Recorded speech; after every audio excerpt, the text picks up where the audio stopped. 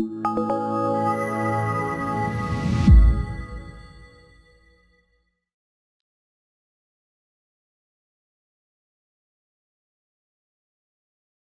like to take you back to that problem in the previous video where we said that there were 28 injection syringes to begin with, and then we were taking away 4 syringes at a time, and we wanted to find out how many times we could do this. That is, subtract 4. Keep subtracting 4 until we could subtract no more. In math terms, we wrote this down as 28 divided with 4, and this is equal to 7 because 4 times 7 is 28. Imagine you had 29 injection syringes in the big box in place of 28. So would anything change? Well, you could still take away only 7 fours, but in the end, you will end up having 1 injection syringe left in the box. In other words, 4 times 7 will give you 28. So you do minus 4, minus 4, minus 4. You keep doing that 7 times. And then in the end, you have 1 left over. Add the 1 to that, you get 29.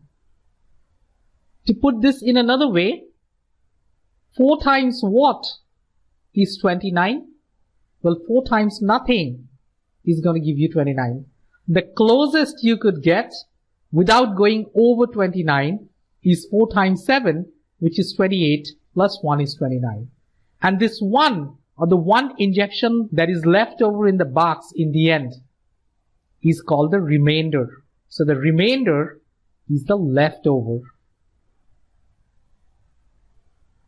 So the divisor, which is 4 in this problem, divisor, because you're dividing 29 with 4, so 4 is the divisor, times the quotient, the number of times you could subtract 4 is still 7.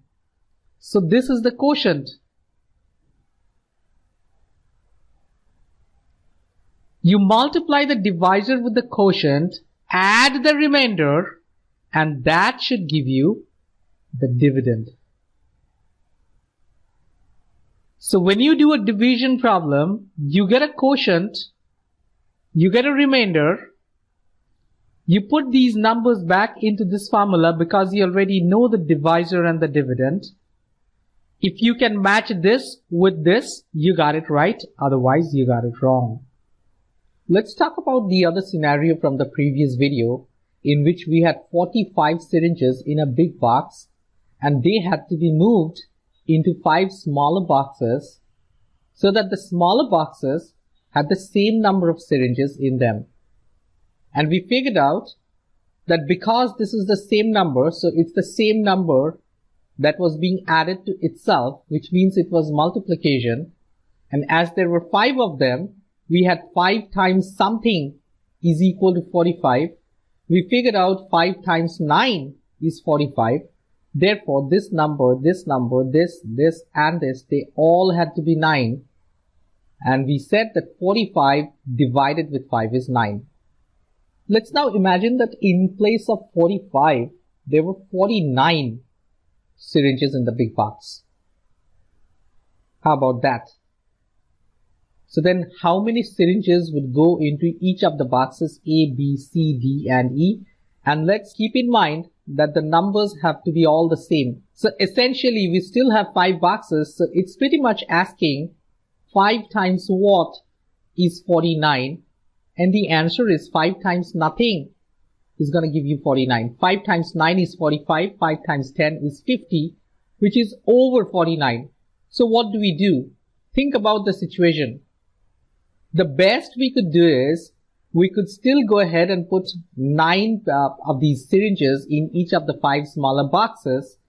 But in the end, we will still have 4 more syringes left over in the large box. You cannot divide 4 into 5 of these boxes equally. Remember, division is all about equal sharing. So you can say that I'll put 1 of these extra 4 syringes in A, 1 in B, 1 in C, 1 in D. So these numbers go up to 10, 10, 10, 10, but there's only 9 syringes left over in E. That's not equal sharing. The numbers have to be the same. So the best you could do is keep them as 9, 9, 9, 9, 9 and leave the 4 syringes back in the big box. So this is the leftover, or the remainder. So if we were to write this down as a statement, as a math statement, we would have 5 times 9. We were dividing 45 with 5, so 5 is the divisor. So we have the divisor times 9 was the quotient to the division. So 5 times 9 are the quotient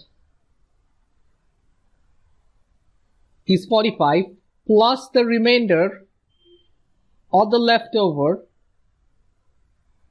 plus the remainder should give you 49, which is the dividend.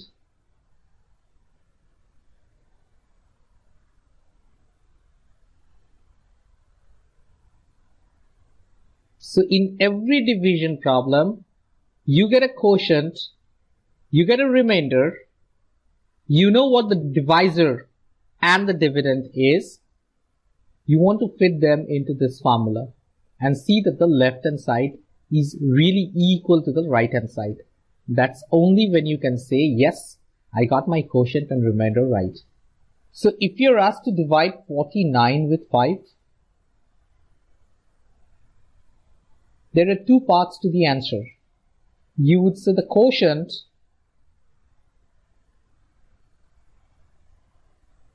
is 9, and in the end there's a leftover or a remainder that cannot be equally divided into 5. So the remainder is 4. And like I said, 9 times 5 or 5 times 9 gives you 45. Add the remainder, you should get 49. If you get it, you got the problem right. Let's try a few problems. Let's try and divide 169 with 2. 2 can divide 1, so let's use 16. 2 times 8 is 16. Write the 8 on top of the 6, the last digit that you divided. Write down a 16. Subtract. 16 minus 16 is 0 or nothing. Bring down the 9. How many times would 2 go into 9? Well, 2 times 4 is 8 and 2 times 5 is 10, which is over 9. So you want to write a 4 over here. 2 times 4 is 8. Write down an 8 below the 9. Subtract. You have a 1. And there's no other digit after the 9 that you could bring down. And 2 can divide 1. Which means the quotient is always the number at the top. The quotient is 84. And the remainder that you cannot divide with 2 is 1. A quick check. Quotient times divisor. So 84 times 2 gives you 168. Add the remainder plus 1.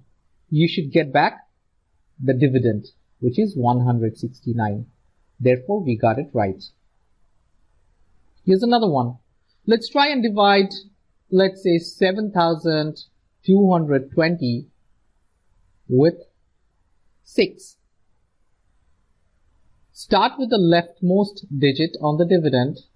6 can divide 7, that is 1 time. 6 times 1 is 6. Write down the 6. Subtract. 7 minus 6 is 1. Bring down this 2.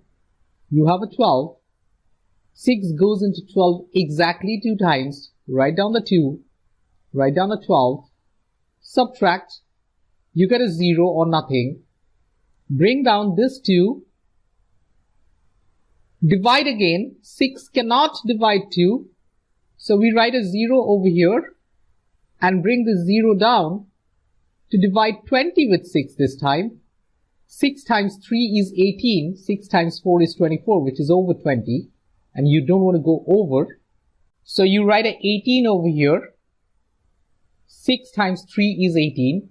Remember, before you subtract, you should write down what you get by multiplying the divisor with the last digit you put on the top. Not the whole thing, but the last digit. So in this case, it was 6 times 3. And then subtract. 20 minus 18 obviously is 2. And there's no other digit. Obviously, you can divide 2 with 6 because 2 is smaller than 6. Imagine having 6 boxes and you have 2 injection syringes. How can you put them equally into 6 boxes? So that's the end of the problem. You have the remainder as 2 and the quotient at the top, 1203.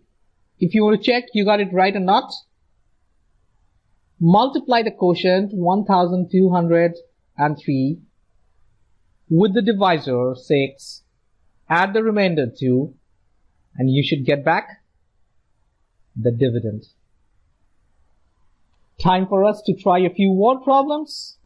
Here comes the first one.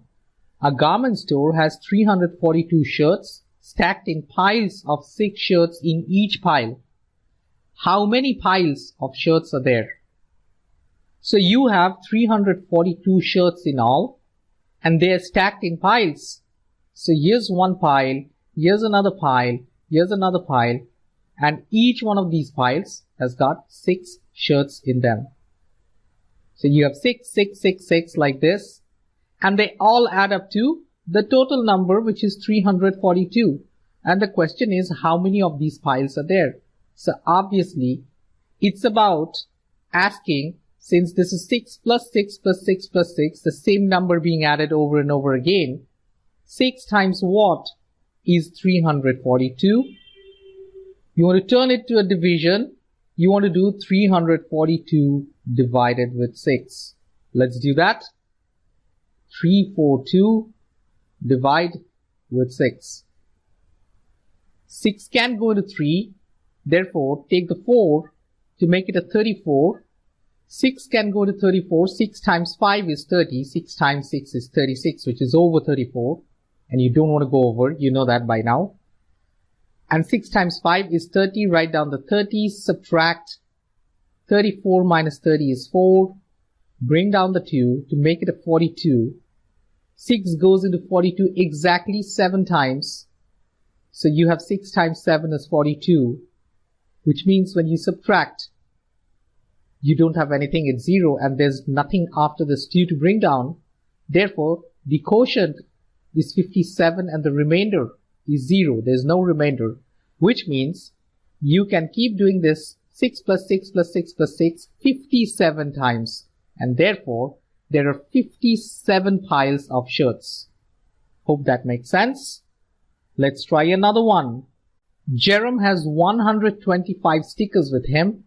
He decides to give 4 stickers to each one of his school friends until he runs out of stock.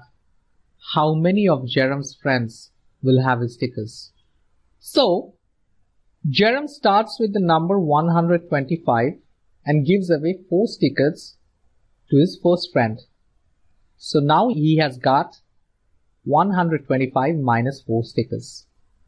He gives away another 4 stickers to his second friend, which means now he has got 125 minus 4 number of stickers.